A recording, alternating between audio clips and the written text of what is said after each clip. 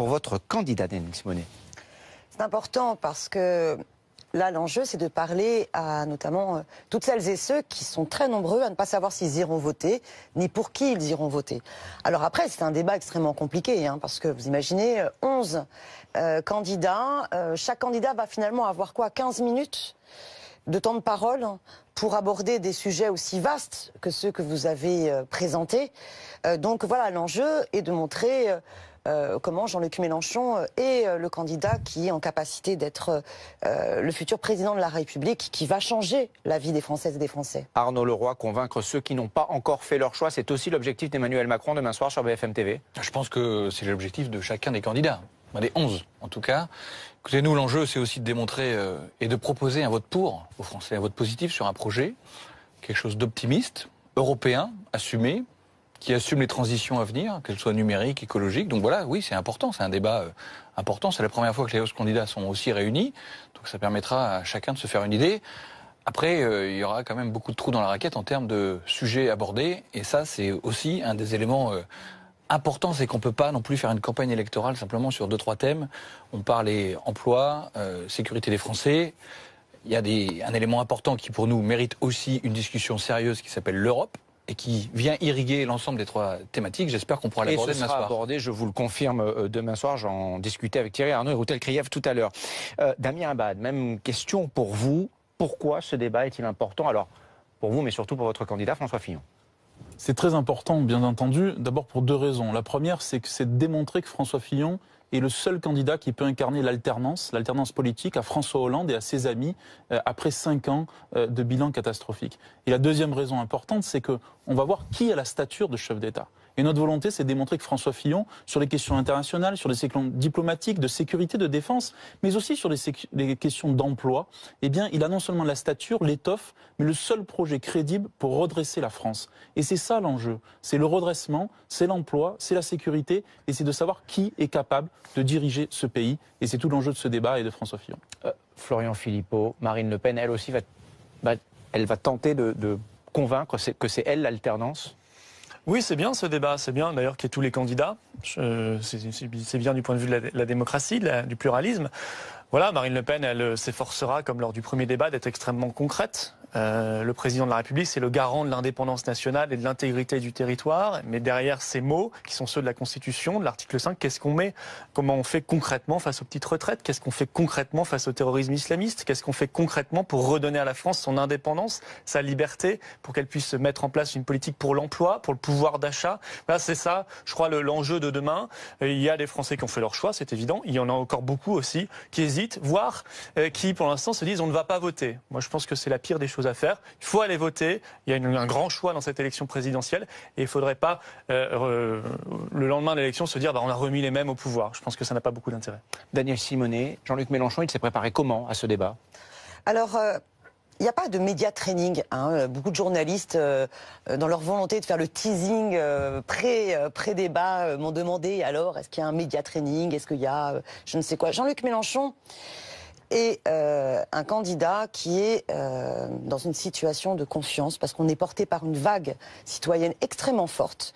On a un programme extrêmement cohérent, l'avenir en commun, qui a été vraiment élaboré par plein de citoyennes et citoyens. Donc là, on travaille vraiment, et Jean-Luc Mélenchon travaille sur chacune des thématiques. Voilà comment concrètement les incarner à travers le choix de propositions, car on ne pourra pas présenter l'ensemble du programme. Non, c'est pas l'idée de ce débat. Hein. L'idée de ce débat, c'est de rester sur ces thématiques-là. Est-ce qu'il n'a pas plus à perdre lors de ce débat que lors du débat précédent?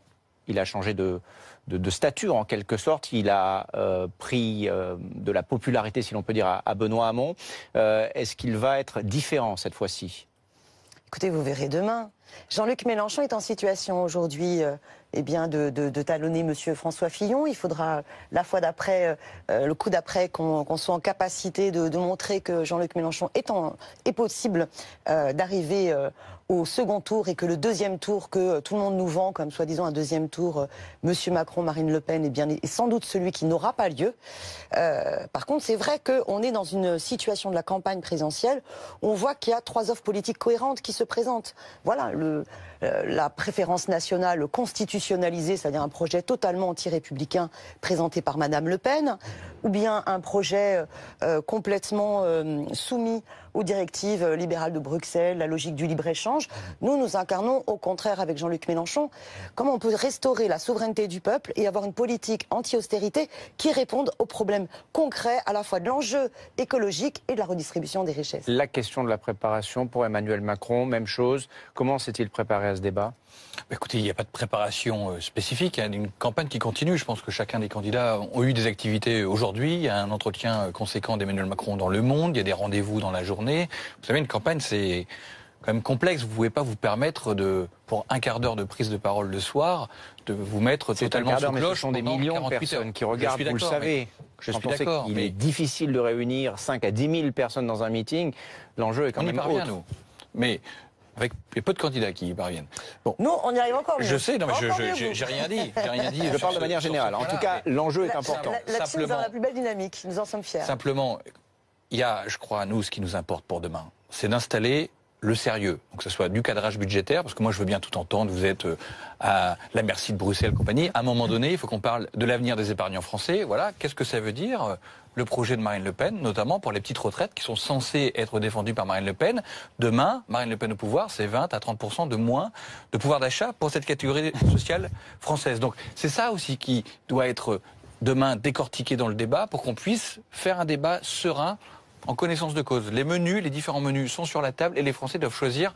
Et je me réjouis aussi qu'il y ait un élément important pour les 11 candidats. Les 500 signatures ont été un filtre. Aujourd'hui, vous avez 11 candidats. Chacun pourra s'exprimer à l'aune d'une égalité parfaite. Donc ça, c'est important aussi. Et nous verrons demain comment le débat départage. Moi, je crois surtout qu'aujourd'hui, il faut que les Français soient en mesure de mesurer aussi le sérieux et la crédibilité des différents projets qui sont proposés. Et on va parler des mesures phares que proposent vos candidats respectifs. Damien Abad, les préparatifs chez François Fillon, ça s'est passé comment ? Il n'y aura pas de portable sur la table cette fois-ci ? Non, mais écoutez, de la manière la plus naturelle et authentique et spontanée possible. Vous savez, François Fillon est un habitué de ces débats. Je crois que tout le monde a pu noter sa compétence, son autorité aussi dans ces débats-là. Et il s'agit pour nous de démontrer justement cette ligne politique qui est celle du rassemblement de la droite et du centre, qui est celle justement de faire de la priorité le redressement national avec des mesures, nous le verrons tout à l'heure, mais sur le pouvoir d'achat qui sont très fortes, qui viseront justement à accompagner les salariés, les agriculteurs, les ouvriers, de faire en sorte aussi la sécurité des Français. On voit aujourd'hui malheureusement encore avec le contexte international dans lequel nous nous trouvons que la question de la sécurité est une question essentielle. Et donc sur tous ces sujets, il s'agira pour François Fillon de démontrer l'impasse économique qu'incarne Marine Le Pen, qui est victime aujourd'hui de mélenchonite aiguë, parce que son programme économique et social, c'est le programme de Mélenchon, ou l'impasse politique dans laquelle se trouve Emmanuel Macron, qui lui est victime de hollanditude aiguë, puisque lui-même incarne la suite et l'héritage de François Hollande. Et donc nous considérons que nous devons incarner cette alternance forte et crédible dont les Français ont besoin. Florian Philippot, la préparation de Marine Le Pen. Oui, le projet, voilà, être vraiment sur ces propositions de manière positive, dire ce qu'on veut faire. On en parlera, je crois, juste après.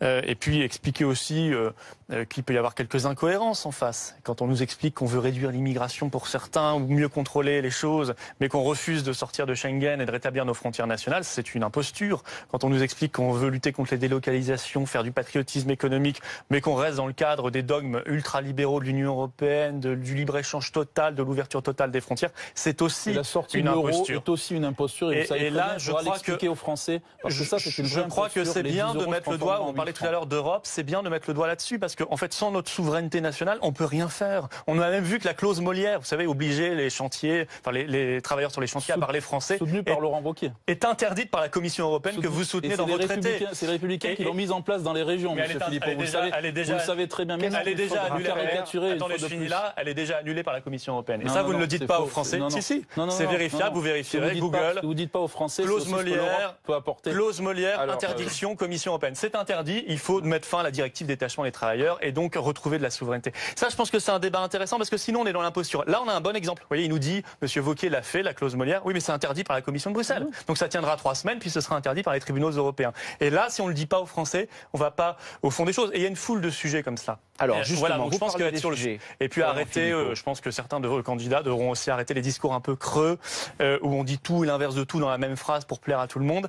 Je pense à M. Macron, bien sûr, qui a été quand même remarqué pour cela lors du premier débat. Il faut être précis, il faut être cohérent, il ne faut pas essayer de plaire à tout le monde en même temps dans la même phrase. Ça, alors, c'est pas ce possible. qui est important pour être précis et cohérent, c'est que chacun de nos téléspectateurs, des auditeurs d'RMC, puisse comprendre demain ce que chacun de vos candidats propose en matière d'emploi, de protection des Français et de modèle social. Je vais vous poser la même question à tous les quatre. Prenez l'autre ordre. Pardon ? Vous passerez peut-être la question dans Allez, un autre on ordre. change de sens. Si ça vous fait plaisir, Daniel Simonet, il n'y a aucun problème. Simplement, savoir quelle est la mesure emblématique que vous allez proposer aux Français dans ces thématiques-là, emploi, protection des Français et modèle social. Demain soir, la mesure emblématique de votre candidat, Florian Philippot, en l'occurrence Marine Le Pen. Oui, sur ça. Ou la plus forte. On va peut-être pas avoir le temps de... Une mesure comme ça, mais je pense qu'il faut d'abord, en matière d'emploi, mettre fin à tout ce qui désincite l'emploi. Donc par exemple, nous on veut mettre fin au RSI et puis créer pour les jeunes de moins de 21 ans la suppression des charges totales lors de l'embauche et mettre en place en même temps le patriotisme économique pour lutter contre les délocalisations. Vous délocalisez une usine mais vous revendez en France, c'est trop facile. Vous avez le beurre et l'argent du beurre. Donc il faut taxer fortement à ce moment-là les réimportations. Ça s'appelle le patriotisme économique. C'est fait maintenant aux États-Unis. Ça fonctionne bien. Sur la sécurité, retrouver nos frontières. Retrouver nos frontières et remettre en place la double peine. Vous êtes délinquant ou criminel à l'étranger. Vous n'avez pas vocation à rester sur le territoire national. La mesure emblématique, Damien Abad, de François Fillon, celle qu'il faudra retenir demain soir pendant le débat. Oui, alors une sur chaque sujet. D'abord, la première, c'est un abaissement de cotisation des charges sociales pour les entreprises et aussi pour les salariés. C'est 350 € de pouvoir d'achat net pour chaque salarié, 700 € pour un couple. Ça, c'est une mesure pouvoir d'achat. François Fillon, c'est 10 milliards d'euros de pouvoir d'achat pour les Français. L'augmentation des pensions de réversion et l'augmentation des petites retraites, toutes celles et tous ceux qui gagnent moins de 1 000 €. Sur la sécurité, c'est l'abaissement de la majorité pénale à 16 ans. C'est aussi la volonté de voter au Parlement un quota sur l'immigration en tant que telle et sur la protection sociale. Vous le savez, là aussi, c'est un discours de justice sociale où nous revalorisons les pensions et nous engageons la réforme des retraites. Et c'est ça l'enjeu aujourd'hui, l'emploi, la sécurité et la lutte les contre quotas l'immigration d'immigration, illégale. Vous l'aviez promis il y a 10 ans, écoutez, Monsieur Philippot, vous ne l'avez pas fait. Écoutez, Monsieur Philippot, honnêtement, Vous je crois que étiez vous êtes mal placé pour parler. Je crois qu'aujourd'hui, très concrètement, sur l'immigration, nous avons des propositions qui sont Vous en avez réalistes. fait plus que jamais. Regardez, pendant 5 ans. je vous prends juste cet exemple-là. Vous dites, 5 ans. on va sortir de l'Union européenne. Vous sortez de l'Union européenne. Ça va prendre au moins un an. Vous savez, les Anglais l'ont fait avant vous. Donc, pendant que vous allez discuter, diviser par 3 leur immigration. Écoutez-moi bien. Pendant que vous allez parlementer avec les différents États européens, nous on aura agi et on aura déjà voté une loi qui contrôlera l'immigration et les quotas si vous agissez aussi mal entre les autres candidats, parce qu'on a besoin de connaître. En 2007, vous avez fait une immigration massive. Comme demain soir, s'il vous plaît. Non mais en 2007, c'était massif. Jean-Luc Mélenchon, que faudra-t-il retenir en quelque sorte des propositions qu'il fera, de la principale mesure qu'il fera demain soir? Non mais par rapport à ce que je viens d'entendre, à la différence de ce que défendent tous les candidats en passant par Macron, Monsieur Fillon, Monsieur Macron, Monsieur Fillon et Madame Le Pen, ils parlent tous de charges sociales. C'est vraiment le discours du MEDEF, parce qu'en fait on parle les charges, c'est les cotisations sociales. C'est-à-dire c'est le attendez s'il vous plaît. C'est-à-dire c'est le salaire socialisé. Donc baisser les charges, c'est casser les droits de celles et ceux qui travaillent. Donc nous, ce que nous défendrons et ce qu'on défend avec la France Insoumise, c'est déjà de faire une rupture avec la politique de l'offre et au contraire mettre en place une politique au service de l'investissement qui permet de relancer totalement l'activité. Oui, il faut augmenter les salaires, donc 100 milliards d'investissements. 100 milliards d'impôts. Vous avez ensuite une augmentation des salaires qui est urgente. Nous abrogerons bien évidemment la loi El Khomri, qui est une loi qui vise à remettre en cause les droits des salariés. Sauf que vous défendez justement une loi pire que El Khomri, parce que vous êtes justement pour casser les mêmes conditions de droit du travail. Vous êtes pour l'inversion de la hiérarchie des normes. Et nous pensons que pour la relance, de l'activité, et notamment en direction des PMI, PME, il faut justement s'occuper du carnet de commandes. Et s'occuper du carnet de commandes, c'est augmenter le pouvoir d'achat. Bien sûr, nous avons dit, Jean-Luc Mélenchon a été le premier à défendre la suppression du RSI et permettre à celles et ceux qui le souhaitent de pouvoir réintégrer le régime général de la sécurité sociale. Et la réduction du temps. Mais bien sûr que non. Propositions. Arnaud Leroy. Qu'est-ce qu'on propose ? Une mesure emblématique qu'il faut retenir. L'ubérisation. Avec 20 ans. Macron est le VRP, l'ubérisation. On va laisser répondre. Donc, je vous répète, l'alternance avec 20 ans de pratique l'alternance et d'équipe. Non, mais avec Robert Rue, Cohn-Bendit, Bayrou. C'est intéressant. Est-ce que c'est l'alternance à François Hollande avec Manuel Valls? Je vous invite. Il parle de l'apprentissage, vous savez, ces contrats d'apprentissage qui sont rompus avant leur terme. Avec Valls, Cohn-Bendit, Bayrou. Merci bien.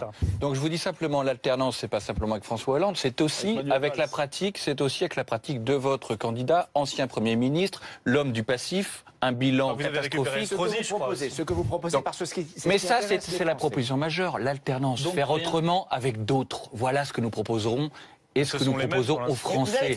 Monsieur Macron a travaillé avec Monsieur Fillon du temps du rapport Attali. Il a ensuite travaillé avec Monsieur Hollande. Je ne vous ai pas interrompu. Vous êtes finalement une synthèse et du gouvernement Fillon et du gouvernement Moi, je vous Hollande. dis simplement ça. Les Français auront une offre positive, différente, avec une nouvelle méthode qui sera basée sur la consultation. On a mis clairement ce que nous allons faire, le RSI, on est aussi pour la suppression, le droit à l'erreur dans les relations avec l'administration, important pour bon nombre de Français, que ce soit des professionnels comme des particuliers, le droit à l'indemnisation au chômage pour tous en cas de démission, ouvert à tous pour justement remettre de l'équité, la réforme du régime des retraites pour remettre de l'équité, le pouvoir d'achat, le candidat du pouvoir d'achat, c'est qui ? Avec la hausse de la CSG. C'est Jean-Luc Mélenchon qui augmente le salaire. Le seul qui augmente véritablement le SMIC et le salaire. Pas de retraite en dessous du SMIC. Je vais finir sur 2 points. Si vous me permettez. C'est un peu creux tout ça. Non, c'est un peu creux, monsieur Philippot. Ce sont des formules, ce sont des slogans, mais c'est creux, c'est pas concret, vous voyez. C'est pas concret, vous croyez que votre programme est concret ? L'équité, vous croyez que votre programme est du matraquage fiscal. TF1 demain soir à partir de 20h40 avec les candidats. Les 11 seront présents. Merci à tous les quatre d'être venus ce soir sur ce plateau. 18h29, l'essentiel.